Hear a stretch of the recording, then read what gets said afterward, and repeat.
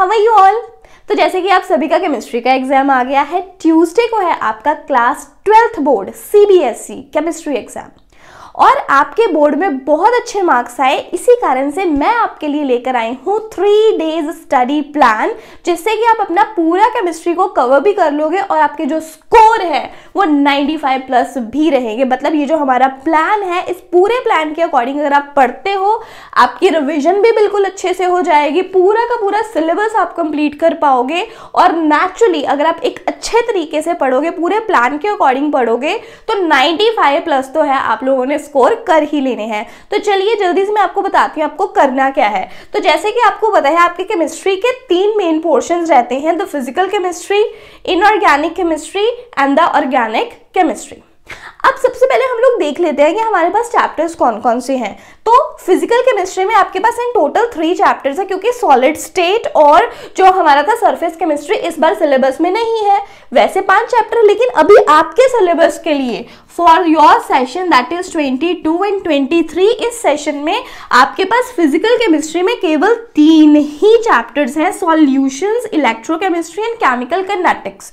अब देखो, जो सॉल्यूशन है ये आपको 7 मार्क्स का आने वाला है, इलेक्ट्रोकेमिस्ट्री 9 मार्क्स का आएगा। मतलब ये चैप्टर देखो कितना ज्यादा इंपॉर्टेंट है।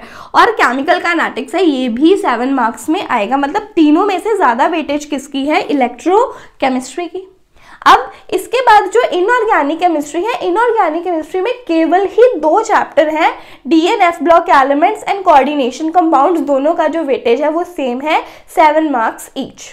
देन ऑर्गेनिक पे आते हैं। ऑर्गेनिक में हमारे पास 5 चैप्टर्स है और ऑर्गेनिक केमिस्ट्री का वेटेज इन दोनों से ज्यादा है। मतलब इंडिविजुअली अगर हम लोग देखते हैं तो अकेली ऑर्गेनिक केमिस्ट्री जो है वो 33 मार्क्स की है। और चैप्टर्स कौन कौन से हैं?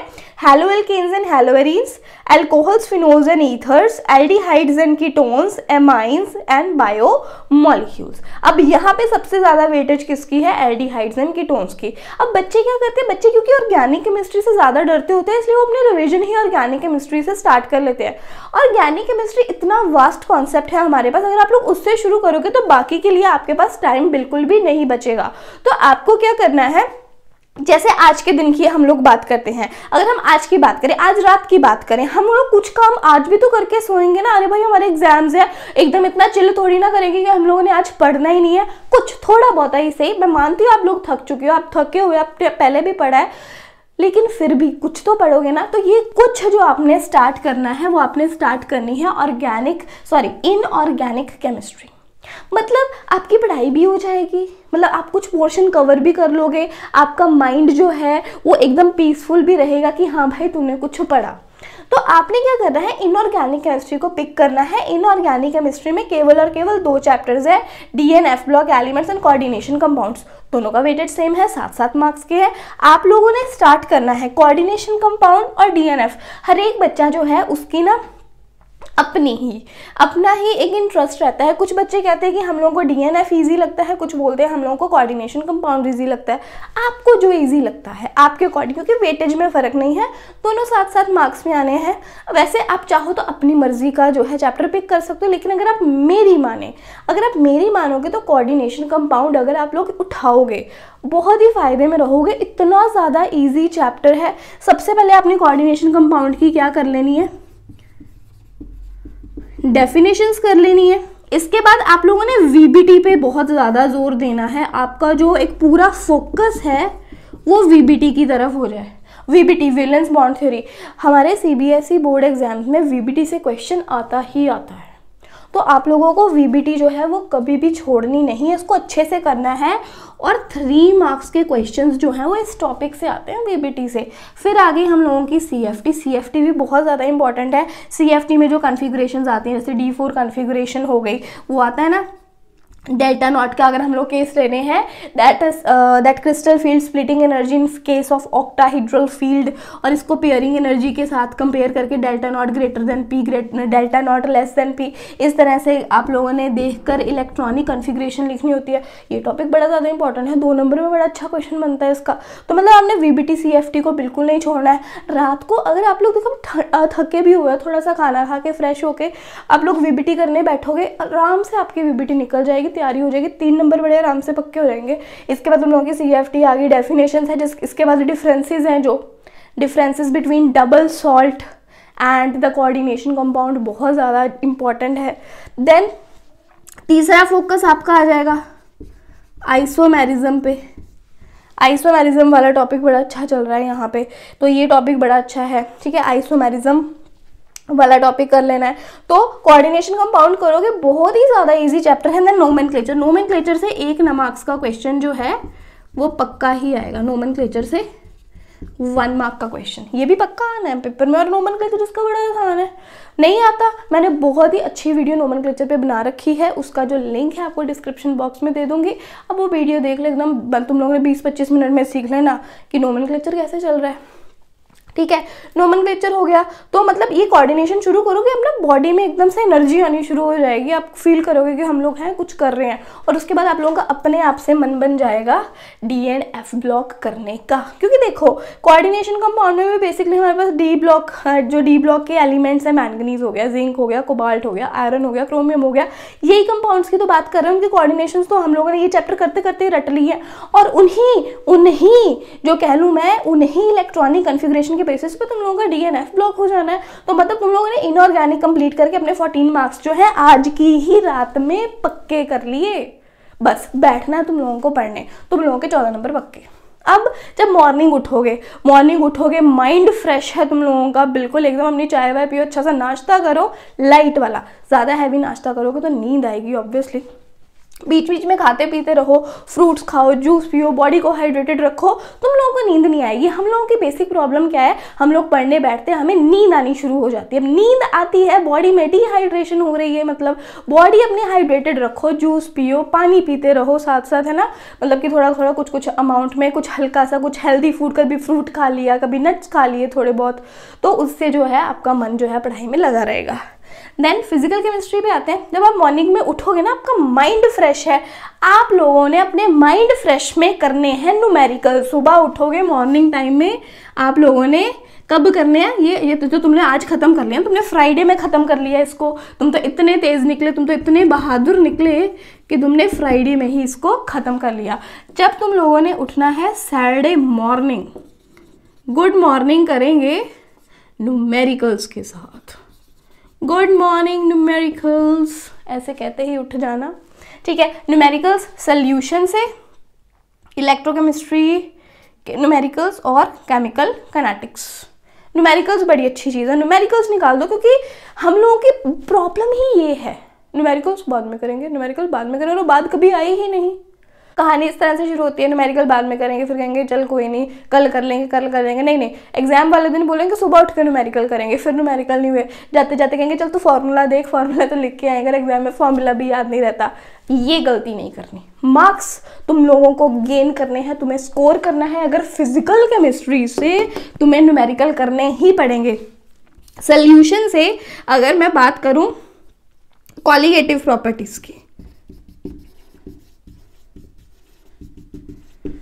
इलेक्ट्रोकेमिस्ट्री से मैं बात करूं नर्स्ट इक्वेशन की, केमिकल किनेटिक्स से अगर मैं बात करूं ऑर्डर ऑफ द रिएक्शन वाले न्यूमेरिकल्स के, आप कैसे सोच के जा सकते हो कि ये 3 कैटेगरी के न्यूमेरिकल किए बिना आप लोग एग्जाम में पहुंच जाओगे? आप नहीं जा सकते हो। आपने अपनी मॉर्निंग में यही डिवोशन से पूरे न्यूमेरिकल्स करने हैं, सॉल्यूशन इलेक्ट्रोकेमिस्ट्री और केमिकल काइनेटिक्स के। चलिए मैं बता दूं, अगर आप इस चैनल पे नए हैं तो प्लीज हमारे चैनल को सब्सक्राइब कर ले, बेल आइकन को प्रेस कर दे, क्योंकि तुम लोगों ने अभी रिवीजन स्टार्ट करने बैठना है। तुम लोगों की चैप्टर रिवाइज करने से पहले मैंने तुम लोगों के लिए वीडियो अपलोड कर देना है कोऑर्डिनेशन कंपाउंड्स के इंपॉर्टेंट क्वेश्चंस का, इंपॉर्टेंट टॉपिक्स, इंपॉर्टेंट क्वेश्चंस किसके, कोऑर्डिनेशन कंपाउंड के। फिर थोड़ी देर में बाद में वीडियो आ जाएगी तुम लोगों के लिए DNF ब्लॉक्स की। चाहते हो साथ साथ में पढ़ना, चाहते हो साथ साथ में कि मैं आपको बताती जाऊँ कौन से टॉपिक करने हैं, कौन से क्वेश्चन आंसर करने हैं, तो सब्सक्राइब करके चैनल को आप लोगों ने बेल आइकन को भी प्रेस कर देना है, और ज़्यादा से ज़्यादा शेयर करना है, क्योंकि आप लोग जितना ज़्यादा शेयर करोगे अच्छे अच्छे व्यूज़ आएंगे, मुझे और मोटिवेशन मिलेगी रात को आपके साथ बैठकर पढ़ाई करने की, और आपको साथ साथ बताने की अब बच्चा ये कर ले, ये कर ले, ये कर ले। फिर चलो ठीक है, ये हो गया।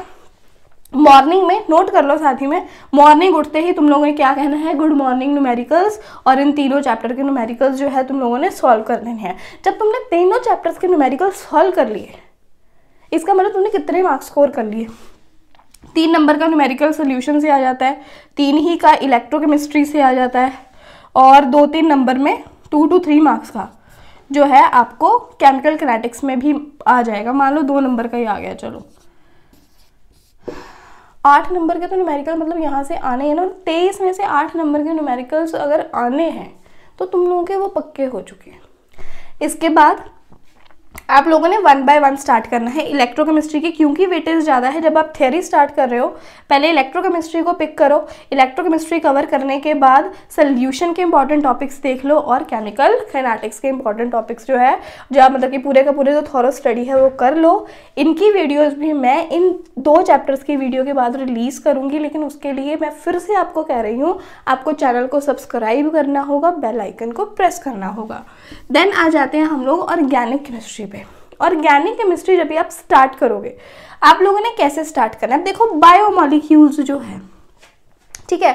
अब देखो आपका ये जो सैटरडे है, सैटरडे में आप लोगों के क्या निकल गए, सैटरडे में आपके न्यूमेरिकल्स भी निकल गए, सैटरडे में आप लोगों का ये पूरा का पूरा थ्योरी जो है इन फिजिकल केमिस्ट्री के टॉपिक्स का निकल गया। मान लो ये पूरे सैटरडे में आपने क्या किया, ये आपकी फिजिकल केमिस्ट्री जो है वो कवर हो गई, अच्छे से इसको रिवाइज कीजिए। देन संडे आ गया, संडे में हम लोगों ने क्या करना है, सबसे पहले जब आप अपने दिन की शुरुआत कर रहे हो, आपने करनी है एल्डिहाइड्स और कीटोन्स से। एल्डिहाइड्स और कीटोन्स बहुत ही ज़्यादा इंपॉर्टेंट चैप्टर है। इवन जो 5 मार्क्स के क्वेश्चंस रहते हैं वो भी एल्डिहाइड कीटोन हो गया और ये अमाइंस हो गया, इनमें से रहती है, मतलब इंटरनल चॉइस रहती है ना, तो इंटरनल चॉइस में एल्डिहाइड और कीटोन से क्वेश्चन आने के चांसेस जो हैं वो 85 to 90% है। तो एल्डिहाइड के टोन खत्म करना है। अब इसके बाद आपके माइंड को थोड़ी रिलैक्सेशन की ज़रूरत होगी, क्योंकि आप ऑलरेडी एक कम्प्लेक्स चैप्टर जो है वो पढ़ चुके हो। देन इसके बाद आप लोग पिक कीजिए बायोमॉलिक्यूल्स को। बायोमॉलिक्यूल्स जो चैप्टर है, मतलब पहले नंबर पे अगर हम लोग इसको प्रेफरेंस के वाइज देखें, पहले नंबर पे आपने कवर कर लिया एल्डिहाइड की टोन। देन अपने माइंड को रिलैक्स करने के लिए और साथ ही में पढ़ने के लिए, कुछ गेन करने के लिए आप लोगों ने उठा लेना है दूसरे नंबर पर बायोमॉलिक्यूल्स। आपने 7 नंबर यहाँ से भी कवर कर लिए।